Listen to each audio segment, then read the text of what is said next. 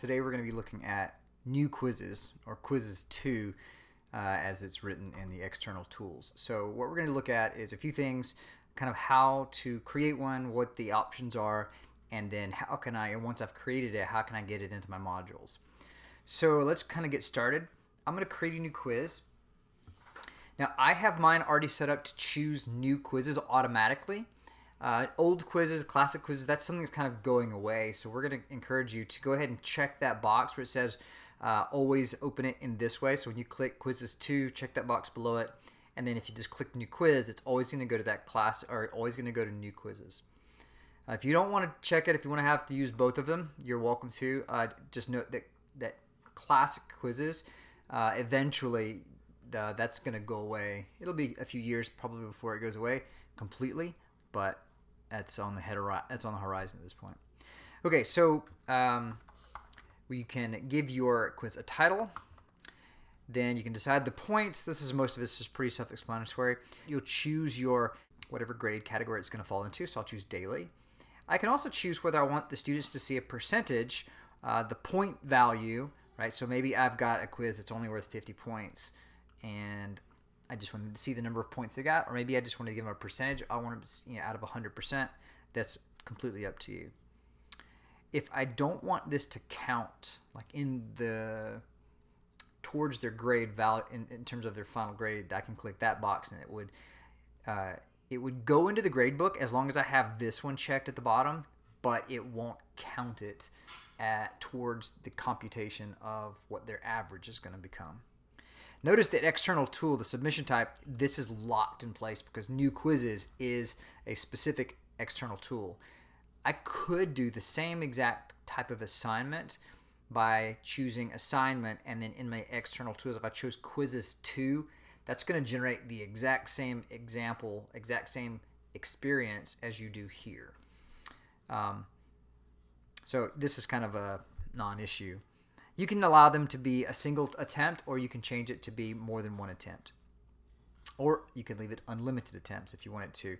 If I leave it unlimited, then it won't do anything. But if I choose a couple of attempts, I can adjust that. Pretty self-explanatory here. Here again, I can assign it to anyone. If I want this to go into PowerSchool, then I'm going to have to choose a due date, because if I don't, it doesn't know where to place it in terms of the grade and when it's due. So go ahead and choose a date in the future. So I'll click one. I'm going to go ahead and click Save. Now that's just the setup. That's just the details. If you ever want to go back and edit that, in the quizzes view, you click those 3 dots off to the side and there's Edit. Click that and it'll bring you back into that view, and that way you can edit all those details again if you so needed to do. Okay, so a few things to just kind of walk you around. Here's the summary. You can open this up. It'll tell you things. Once I start to build my questions, that's going to show up in this category down here, kind of almost like if you've ever used a PDF where it has thumbnails, it's very similar to that. I can go ahead and give my instructions here, whatever you want that to be. Answer the following questions. And at that point, now you can be really, really detailed. You can even leave in a video instructions if you wanted to. You've got this text, the rich content editor here, so you could make this as elaborate or as simple as you want. I want to click done there. And just to kind of, before we get into the questions, your global settings for this is going to look here. So if I wanted to shuffle all the questions around every time I generate one of these quizzes, I can select it here. I can have every single question's answers shuffled around. Whatever you select in this category, in these settings, it's going to do for the entire quiz. You do have the option of turning on shuffling answers per question. So you might not want to do it for every question, but you can. I can also have it toggled to be one question at a time, so the students are looking at a question, they have to click next to go on. One thing to note about that is that if you don't want them to go back to the previous questions, you can click that, you can uncheck this button so that it won't allow them to backtrack what they've already done. Another security feature is to require an access code. Here, if you wanted to wait till all your students are logged in and then publish the access code, you could make sure that no one has early access and they all get it at the same time, and you can change this access code anytime you want. You can also set up a time limit. You can allow a calculator, and this calculator can be basic or scientific. There's a button at the top of their screen. They can click that button. Calculator pops up. They can use it. You can also add this per question if you don't want it available the entire time. And then, of course, you can go in here and allow certain multiple attempts. And the question is like, well, which score do I want to keep? If I give them a number of attempts, I can choose to take the high score. I can average all their attempts, or I can choose the most recent score. That kind of really is up to you. Restrict student view. I guess when you get the results back, you can restrict whatever the student sees, whether they want to see the right answers or just the points they got, or maybe they see the wrong questions, but they don't know the right answers. There again, personal preferences, you can set it up that way. This one generates an item analysis for your quiz, and to moderate the assessment, you can always go into a particular student and you can moderate that if they need additional attempts, or if they get time and a half because of their IEP. You can go ahead and you can add this setting to the quiz, and that would, when they go to take it, then it would know to give them that much time or that many attempts for an individual student. Okay, so let's go back to the build, and to create the question, this is really easy. I click plus or add, and they have a number of questions. Now, I'm not going to take the time to go through each of one of these questions. Most of them are pretty self-explanatory. You can click on them. Creating these types of questions are quite nice. I will mention one that is a little unusual, stimulus. What this does, this will generate a main body of your question, where you can enter information, maybe a graph, a grid, some information there, and then you can attach numerous questions to that stimulus. And so you can have all of these things are going to be for that, maybe that paragraph that you're supposed to read through and answer about. So the stimulus is kind of where you give them a bit of information, and you can attach specific questions to that, and then you can go on and create questions after that if you wanted to. Okay, the piggy bank is for your item banks. New Quizzes uses item banks. Classic Quizzes uses question banks. I believe there is a way to migrate your question banks to your item banks. It's not very nice right now. I think they are going to be building that into Canvas at a future date, maybe December this year. But at this point, if you've got lots of questions built into your question banks, getting them over isn't an easy task right now. So more on that later. Let me just create some questions. I'm going to choose not multiple answer, but this one is where you could have multiple answers, where you could ask a question. So select the following, which of the following are of this thing, and they can check multiple of those things, right? I wanted to pick multiple choice, so I'm going to remove that. Didn't want that question. Multiple choice is here, and a bit of things to note. Number one, the question title. This is for you. You can title it something specific, maybe give it a category, some kind of organization for you. The students will never see this.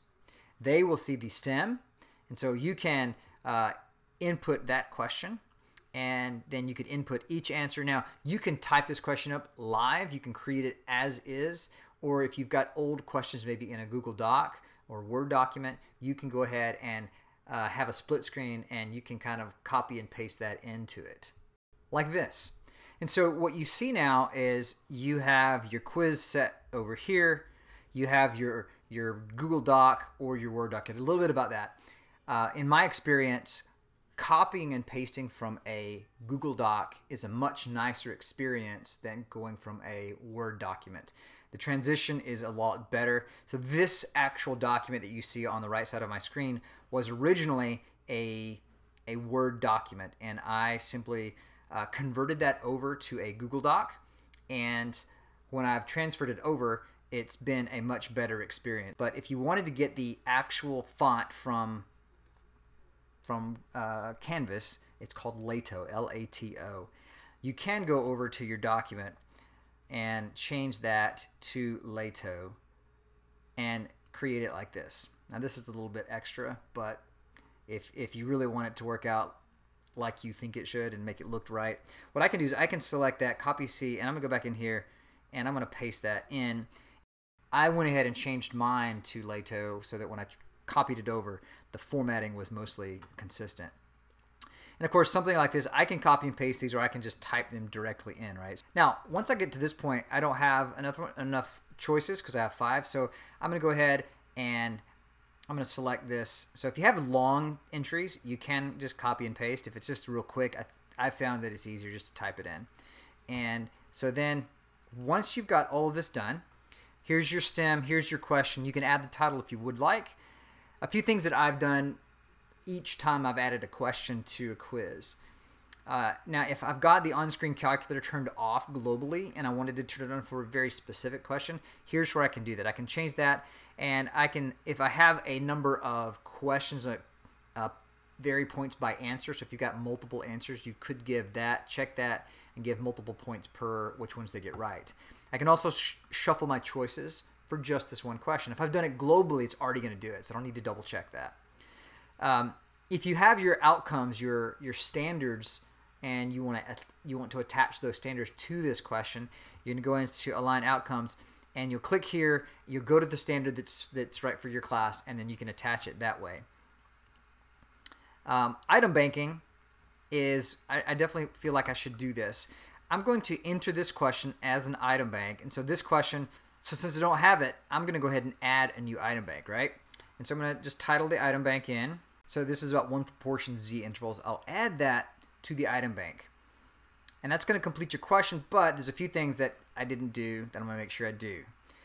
In this particular quiz, I want this question to be worth 5 points.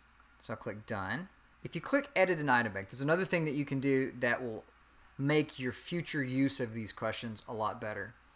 I'm going to tag this with some metadata. This is about proportions. I'm going to choose proportions. I'm going to choose confidence intervals. If I've entered it in previously, then it is going to show up and I can select it from the list. If it's a new tag, then I can enter it here and I don't have to worry about typing it in. Enter tag, hit enter to generate that. So what happens is when you go to create a new quiz, maybe you want to generate some random quizzes where you select a few from certain item banks, say pick 3 from this item bank, 4 from this item bank. You can select those questions by searching for them using keywords, and these are the keywords you're going to be creating. So I click Done. Now I'm in the item banks here. I'm going to close out the item banks. Now I can keep working in this view and keep copying and pasting questions in. And I can continue to add questions as I get to them. Now maybe you get going, you're like, oh, I want to add a question back in here. You'll notice if you've got an add button on top and bottom of every question. It means you could add one before it, you could add one after it. It's going to keep those totals running. Okay? And so let me pull up a quiz that I've already completed. So here we have a quiz that I've created. It's a review for one of my tests. And I wanted to create a quiz to do the review because it's going to give the students immediate feedback. For the most part, these questions are all multiple choice with a few short answer and essay questions. And so they can complete the majority of this, and I can spend a short amount of time grading those 2 or 3 questions that require a more of a free response type question.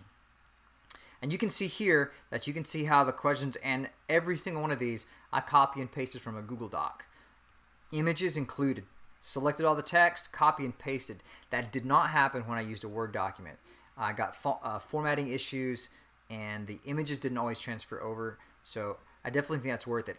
On the sidebar here, you can see that this is your summary of questions. I can click those and it would take me down to any number of questions in this list. In this example, this is one of those stimulus questions where I have a bit of information here, and then you have these questions off to the side. So some of these are numeric answers where there's an exact number answer. One of them is a graph they have to create, so they'll have to take a photo and upload that photo to this question. And then this is an essay question. Those questions I'll have to grade by hand, but that'll come to me in SpeedGrader. I'll run through that, answer those few questions for each student, and that'll be a lot easier for me than I have to grade the entire thing. Plus, it provides the students with immediate feedback on what they were getting right and what they're getting wrong. And that's pretty much it on how to create your quizzes. You can go over here and click out that view, and you can get a short summary of what each of the questions look like. Your title, your instructions, and all that stuff. Okay? When you go to build this into your So I'm going to click return. This takes us back to your course navigation in quizzes. Now when I go to my modules, when I go to create this inside a module, you can't create a new quiz inside module. You can't go over here and click plus. If you go over here and choose quiz here, that is going to create, you can see the rocket icon is white. So that's going to create a classic quiz. It's not going to do what I want it to do. Not to mention the quiz that I was just looking at, review for chapter 2 and 3, is not in this list. If you want to find your new quizzes, it's going to be under assignments. And so I can go down here and I can find that in the particular category, grading category that I put it into. And so I can select that one, add the item, and that's going to make it go into your module. And that's new quizzes. I really hope that really helps out. It's a really great tool. I'd suggest spending time getting to know each of those question types and the ones that really are going to benefit your class the most. I'll see you guys next time.